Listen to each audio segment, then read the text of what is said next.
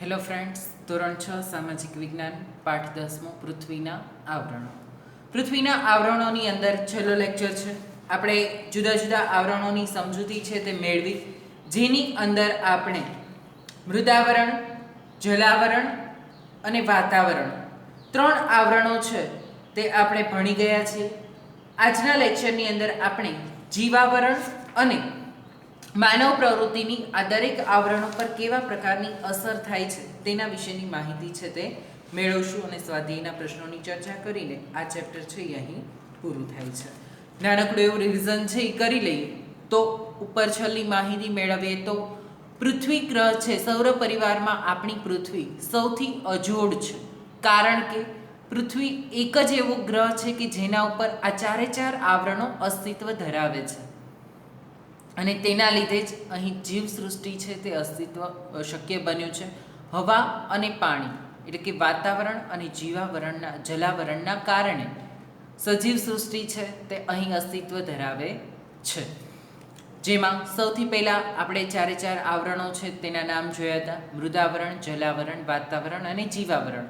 તો મૃદાવરણ લિથોસ્ફિયર, જે મૃદુ વત્તા આવરણ, મૃદુ એટલે માટી અને આવરણ એટલે તેનો પોપડો, બરાબર છે કે માટીના ઉપલા ભાગને, પોપડાને મૃદાવરણ તરીકે ઓળખવામાં આવે છે. 64 થી 100 કિલોમીટર જેટલો આ આવરણ જાડું છે અને કુલ સપાટીના, પૃથ્વી સપાટીના 29% ભાગ પર મૃદાવરણ અસ્તિત્વ ધરાવે છે. આ માટી છે એટલે કે જમીન છે તેને ખોદકામ કરતાં 1 કિમી જેમ ઊંડા ઉતરતા જઈએ તેમ તેમ તાપમાનમાં 30 સેલ્સિયસ જેટલો વધારો થાય છે. આમ અહીં વધારે ગરમીના કારણે અંદરના ખડકો છે તે શું થાય છે? પ્રવાહી સ્વરૂપમાં ફેરવાઈ જાય છે, અથવા તો અર્ધ પ્રવાહી સ્વરૂપ એટલે કે ઘટ્ટ સ્વરૂપમાં છે તે ફેરવાઈ જતા હોય છે. મૃદાવરણની સાથે આપણે ખૂબ જ નજીકનો સંબંધ છે, કારણ કે મનુષ્યનું સંપૂર્ણ જીવન છે તેની આસપાસ જ પસાર થાય છે. વનસ્પતિ, આપણું આહાર બધું જ આપણને મૃદાવરણ દ્વારા છે તે પ્રાપ્ત થાય છે. આપણી દરેક પ્રવૃત્તિઓ છે તે આપણે કેના ઉપર કરીએ છીએ? તો કે જમીન ઉપર કરીએ છીએ. એટલે મૃદાવરણ છે તે આપણા બધાની માટે અત્યંત જરૂરી છે. બીજું આવરણ છે જલાવરણ. જળનું આવરણ, જળ એટલે કે પાણી. જલાવરણ છે તે જળનું આવરણ છે અને જલાવરણના લીધે પણ આપણા અસ્તિત્વની સામે અસ્તિત્વ તેના લીધે પણ ટકી રહેલું છે, કારણ કે પાણી વગર આપણા જીવનની કલ્પના પણ આપણે કરી શકતા નથી.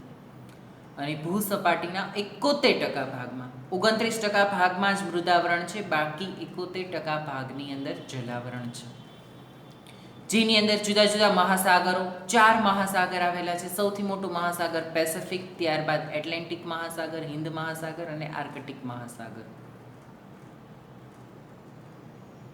દરેક મહાસાગરો છે તેની ઊંડાઈ કેટલાક મહાસાગરોની વધારે છે. તેના તળિયે 10 થી 11 કિલોમીટર જેટલી ઊંડાઈ છે તે ધરાવે છે. પૃથ્વી સપાટીનું કુલ પાણી છે તેમાંનું 97% પાણી છે તે આ સમુદ્રની અંદર રહેલું ખારું પાણી છે. છતાં પણ આ સમુદ્રો છે તે આપણને અનેક રીતે ઉપયોગી છે, કારણ કે બાષ્પીભવનની ક્રિયા તેના દ્વારા થાય છે અને તેના લીધે વરસાદ છે તે પ્રાપ્ત થાય છે. આ ઉપરાંત સમુદ્રમાંથી, સમુદ્રના તળિયેથી આપણને અનેક પ્રકારની ખનિજો છે તે મળી આવે છે.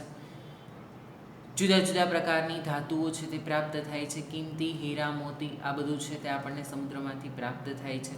મત્સ્ય ઉદ્યોગ છે તેના આધારે વિકસેલો છે. વાતાવરણ, જુદા જુદા વાયુઓનું આવરણ, એટમોસ્ફિયર.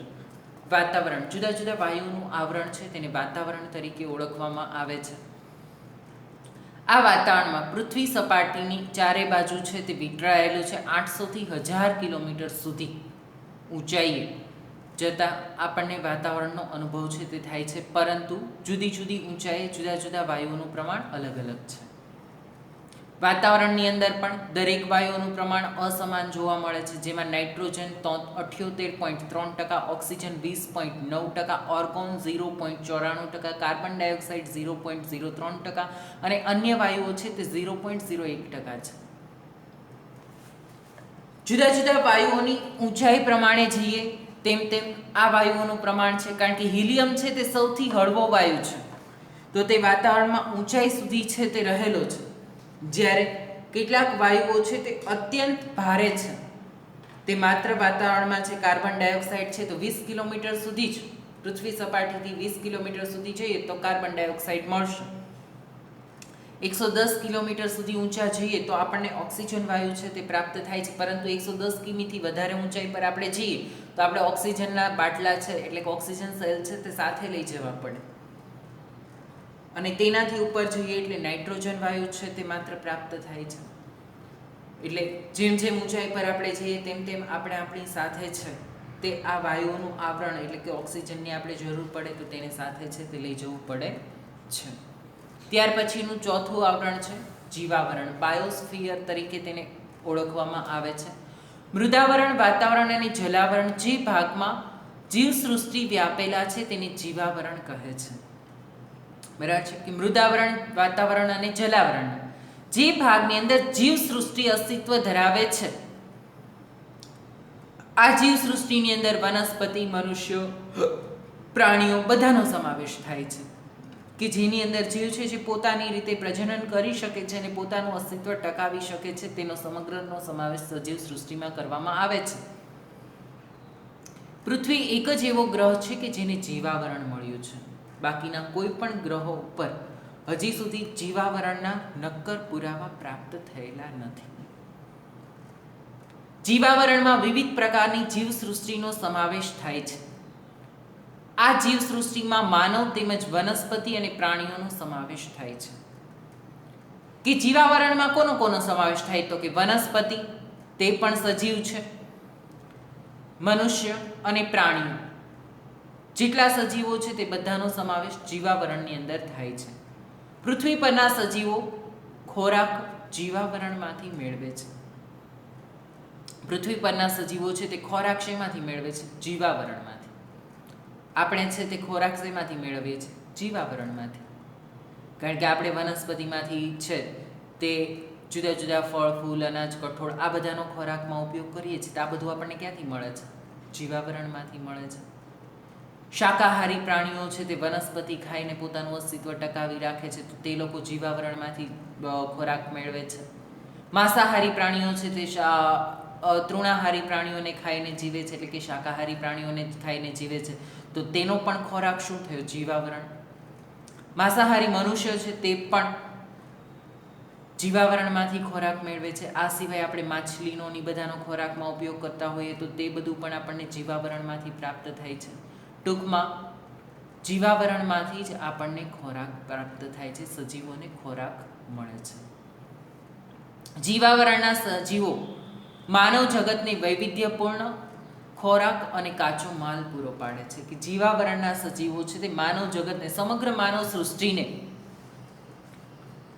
વૈવિધ્યપૂર્ણ, આપણે એક સરખો ખોરાક લઈએ છીએ નહીં, વૈવિધ્યવાળો ખોરાક છે એ આપણે લઈએ છીએ.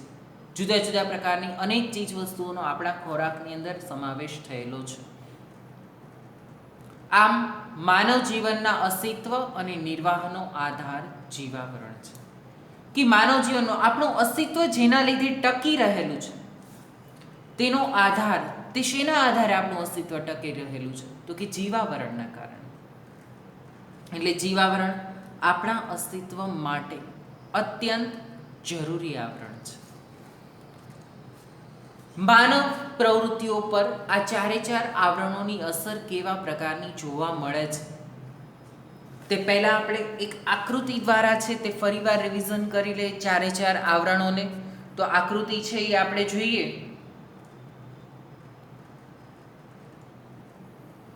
આકૃતિ આપણે પહેલાં પણ જોયેલી છે, ફરીવાર રિવિઝન છે તે માત્ર કરી લે, કારણ કે હવે તમે ચારે ચાર આવરણો ભણી ગયા છો, બરાબર છે. તો અહીં નામ ન દર્શાવેલા હોય તો પણ તમને ચારે ચાર આવરણોને ઓળખતા આવડે છે.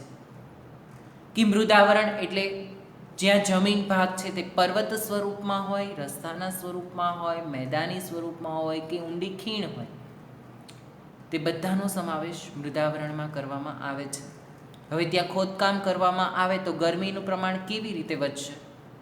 તો ખોદકામ કરવામાં આવતા ગરમીનું પ્રમાણ છે તે કેવી રીતે વધે છે?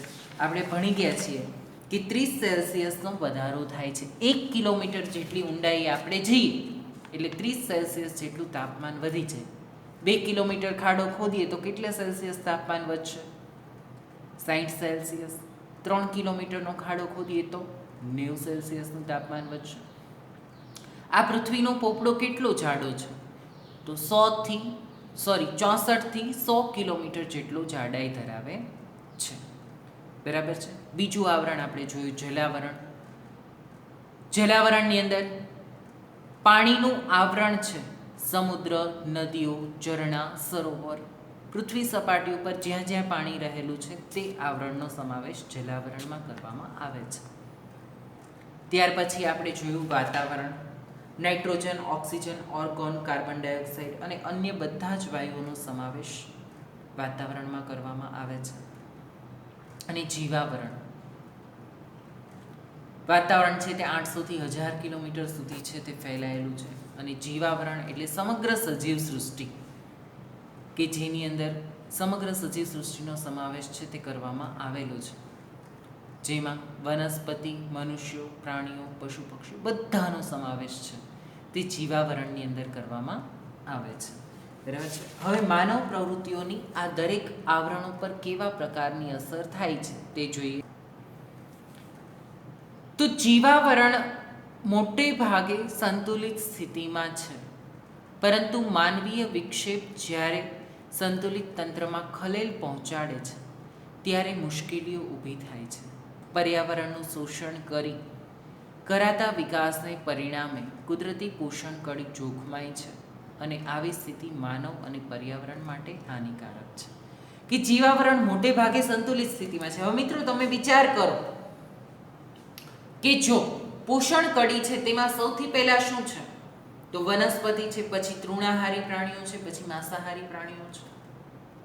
હવે આમાંથી એકનું પણ પ્રમાણ ઘટે તો શું થાય? ત્રણેય ઉપર અસર છે તે પડવાની છે. કે વનસ્પતિનું પ્રમાણ ઘટે તો તૃણાહારી પ્રાણીઓને ખોરાક પ્રાપ્ત નહીં થાય. તૃણાહારી પ્રાણીઓનું પ્રમાણ ઘટે એટલે માંસાહારી પ્રાણીઓને ખોરાક પ્રાપ્ત નહીં થાય. અને એકાદાનું પ્રમાણ વધે તો પણ શું થાય?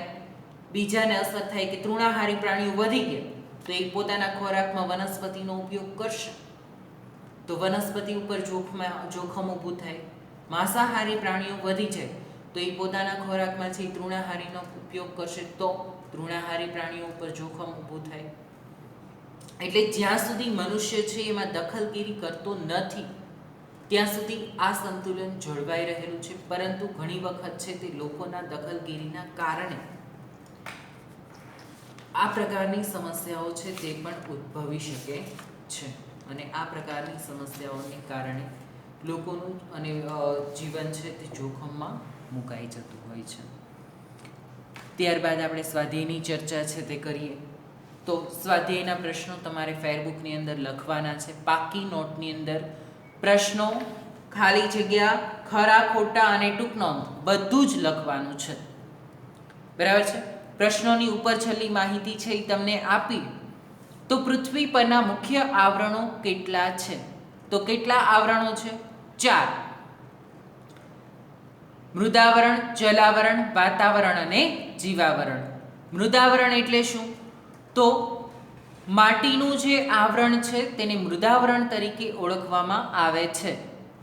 જલાવરણ એટલે પાણીનું આવરણ છે તેને જલાવરણ શેનું બનેલું છે? તો પાણીનું બનેલું છે. જળનું બનેલા આવરણને જલાવરણ કહેવામાં આવે છે અથવા તો જલાવરણ જળનું બનેલું છે. વાતાવરણમાં મુખ્ય કયા કયા વાયુઓ છે? Nitrogen, oxygen, argon, carbon dioxide આ બધા વાયુઓ છે તે વાતાવરણમાં છે. જીવસૃષ્ટિમાં કોનો સમાવેશ થાય છે?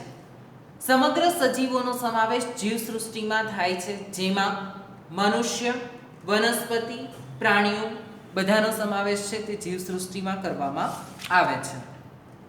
ત્યાર પછી છે ખાલી જગ્યા પૂરો. પર્વતો, ઉચ્ચ પ્રદેશો, મેદાનો ખાલી જગ્યા આવરણમાં આવેલા છે. હવે તે કયા આવરણમાં આવશે મિત્રો? આ પર્વતો, ઉચ્ચ પ્રદેશો, મેદાનો બધા શેના બનેલા છે? માટીના બનેલા છે. તો શેમાં આવશે? મૃદાવરણમાં.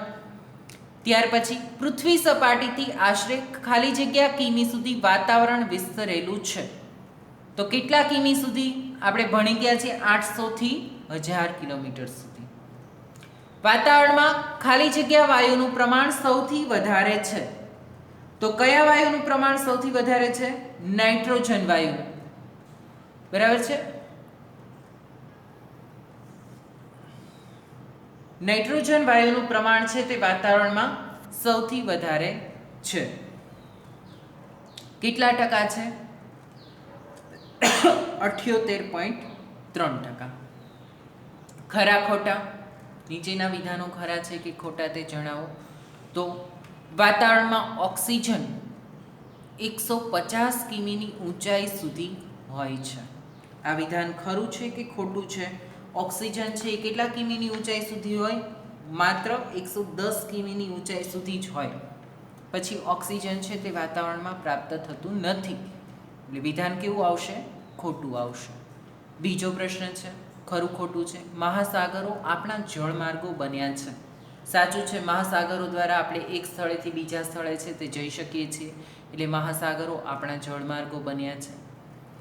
જીવાવરણમાં અનેક પ્રકારની જીવસૃષ્ટિનો સમાવેશ થાય છે. તે વિધાન પણ સાચું છે. પૃથ્વીની સપાટી પર પાણી અને હવાને કારણે સજીવ સૃષ્ટિ વિકાસ પામે છે. તો સાચી વાત છે, કારણ કે પાણી અને હવાની ગેરહાજરી હોય તો સજીવ સૃષ્ટિનો વિકાસ જ ન થાય.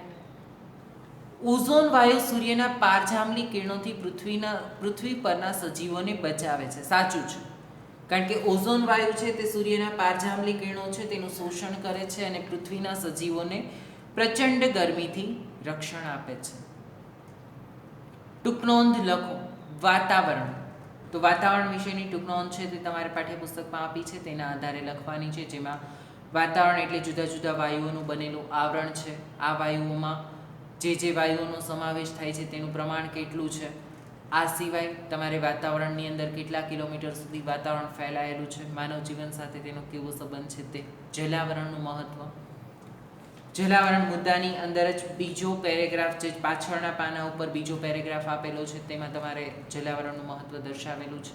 અને મૃદાવરણનું મહત્ત્વ, મૃદુ એટલે માટી, અને તેનું મહત્ત્વ, તો એ પણ તે જ મુદ્દાના બીજા પેરેગ્રાફની અંદર મૃદાવરણનું મહત્ત્વ છે તે આપેલું છે. ત્યાં સુધી રાખીએ છીએ. હવે પછી નેક્સ્ટ લેક્ચરની અંદર આપણે નવો પાઠ જે શરૂ કરવાના છીએ તે ત્રીજો પાઠ છે, પ્રાચીન નગરો અને ગ્રંથો. એટલે ત્રીજો પાઠ છે તે હવે પછી છે એ આપણે શરૂ કરશું. ત્યાં સુધી રાખીએ છીએ. Thank you.